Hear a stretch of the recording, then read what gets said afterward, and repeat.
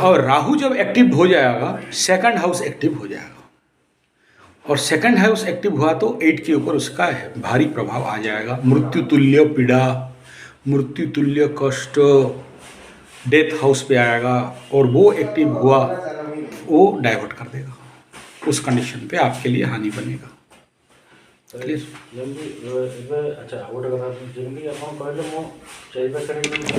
Company जब भी चलाते हो, ठीक है, तो आपका कम और ओपोनेंट का ज़्यादा, ठीक है। बेस किसके ऊपर हो गया? ओपोनेंट के ऊपर। उसका प्लानेटरी पोजीशन ठीक चल रहा है, आप ठीक चल रहे हो। उसके लाइफ में 7.5 आ गया, उसके लाइफ में राहु महादशा आ गया, उसके लाइफ में केतु महादशा आ गया, उसके लाइफ में मार्केस का दशा आ गया, यू आर अफेक्टेड। तो बेसिकली मेन डिसीजन मेकर। हाँ, ठीक है। जिसमें ह्यूज अमाउंट इन्वेस्टमेंट है, वो कभी भी बैड पीरियड में डिसीजन मत लो, ठीक है। ऑलवेज वेट करो। देखो एस्ट्रोलॉजी में हम लोग क्या बोलते हैं, प्लीज वेट। अभी जैसे कोई भी बड़ा डिसीजन का टाइम नहीं है, क्योंकि अभी गुरु शुद्धि नहीं मिल रहा है। धन का कारक ग्रह स्वयं गुरु बृहस्पति अभी शनि के घर में मृतप्राय अवस्था में चल रहे हैं। अभी ना आप डिसीजन लेने वाले का दिमाग पे सही नॉलेज आएगा, ना कितना बड़ा भी एस्ट्रोलॉजर सिद्ध पुरुष हो जाए वो आपको सही आइडिया देगा। तो हम लोग इस समय जितने केसेस आते हैं, हम बोलते हैं प्लीज़ हमें नवंबर दिसंबर तक का टाइम दीजिए, क्योंकि इस समय हमें भी तो सप्लाई नहीं है ना, गुरु का सप्लाई हमें भी नहीं मिल रहा है ना, अमृतमय दृष्टि हमें भी नहीं मिल रहा है। हाँ, ठीक है। ଯଦି ମୁଁ ଏବେ କାମ ଷ୍ଟାର୍ଟ କରିବି, ଆମ ଫିଲ୍ଡ ୱାର୍କ କାମ ଷ୍ଟାର୍ଟ ହଉ ପ୍ରାୟ ପାଖାପାଖି ନଭେମ୍ବର ନହେଲେ ଡିସେମ୍ବର ଫାର୍ଷ୍ଟ, ठीक है ना। ତ କାରଣ ଯଦି ମୁଁ ଏବେଠୁ ପ୍ରୋସେସ୍ ଆରମ୍ଭ କରିବି, କାରଣ ଯେଉଁଟାକି ମୁଁ ମ୍ୟାନୁଫ୍ୟାକ୍ଚରକୁ ଦେବି ବନେଇବା ପାଇଁ ଜିନିଷଟା, ତ ସେଇ ଜିନିଷଟା ତ ଷ୍ଟାର୍ଟ କରିପାରିବି ନା। नहीं, आप काम कुछ भी कर लो, काम से कोई मतलब नहीं है। कर्म तो कर्म है, वो तो शनि का काम है, ठीक है। जब आपको कोई डिसीजन लेना होता है, बड़ा ह्यूज अमाउंट इन्वेस्टमेंट, शादी, कोई बड़ा सा घर, भूमि भवन वाहन, इस प्रकार के, अभी आप कोई आके मेरे को पूछेगा सर अभी मैं घर खरीदना चाहता हूँ, घर बनाना चाहता हूँ, शुभारंभ देना चाहता हूँ, तो मैं बोलूँगा ऐसा डिसीजन नवंबर दिसंबर के बाद लो, क्योंकि अभी गुरु शुद्धि नहीं मिल रहा है। अभी कोई भी व्यक्ति इस विश्व में जो भी है, हम लोगों के पास सभी शक्ति है, बट जो मेन शक्ति, जो अमृतमय शक्ति, जो डिवाइन शक्ति, जो दिव्य चेतना, वो यूनिवर्सल लेवल पे ही डिस्ट्रक्शन पे है, मृत्यु अवस्था में है, और राशि छिद्र अवस्था में है। तो इस समय आप प्लीज़ ऐसा कोई भी डिसीजन कंक्रीट ना लें, रुको। यही तो ज्योतिष का काम है, लाइट दिखाना। जब हम ही लाइट में नहीं, आपको कहाँ से लाइट दिखा देंगे? आपको हाँ और ना का उत्तर हम क्यों दें? कल आप बोले आपके लिए तो मैं किया, मैं फंस गया।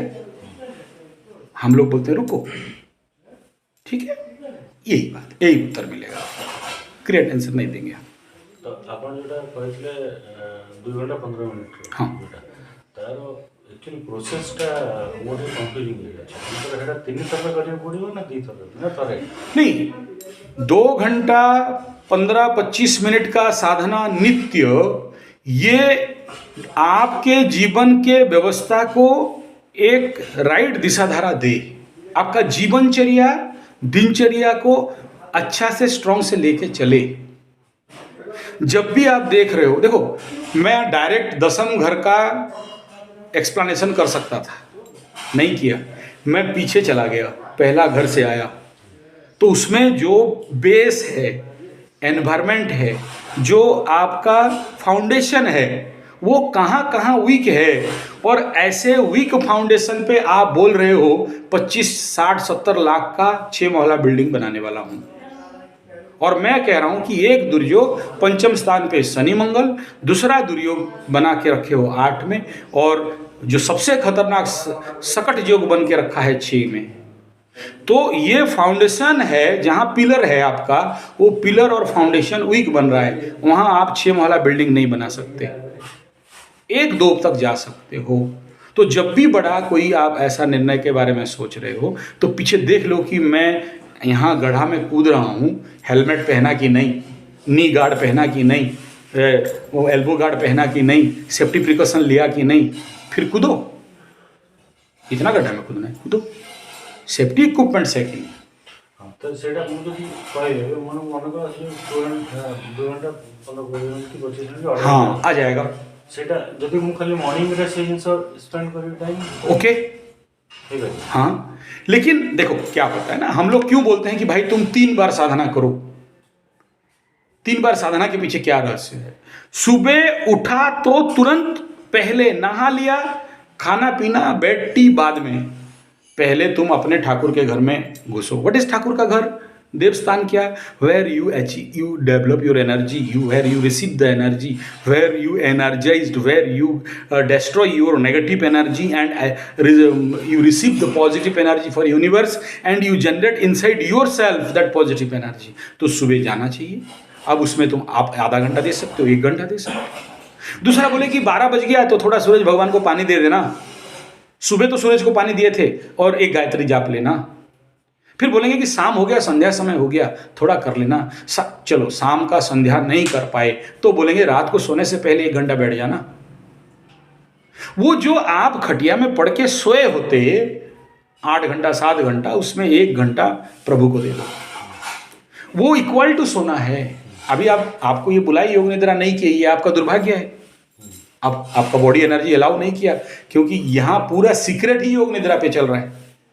पूरे साधना का बेस, फाउंडेशन, पिलर ही योग निद्रा है।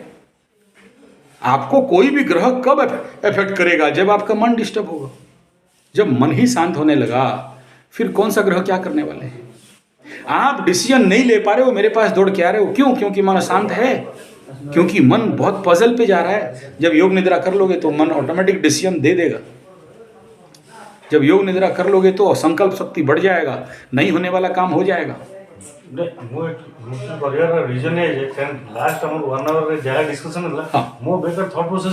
तो गलत हो गया ना, सोचने के लिए नहीं बोला ना। आप सुने बस भूल जाओ, आप केवल सुन लो। मेरा फोकस कभी भी 15% माइंड पे नहीं होता है। मेरा फायर मेरा लड़ाई इनके साथ, इनका सबकॉन्शियस के साथ है, जो 85% इनसाइड देयर इनर कोर, मैं वहां हिट कर रहा हूं। 15% माइंड के साथ कोई मेरा खेल नहीं है। तो जो बोला उसको पकड़ना नहीं है, और मैं उतना ही बोला जितना इन सब के सामने आपका मान सम्मान स्थिर हो, उतना दूर तक बोला। सब खोल के नहीं बोला। नंगा करूंगा तो यहाँ बैठ नहीं सकते आप। आपकी कुंडली में इतना कुछ है। एक्चुअली क्या है ना,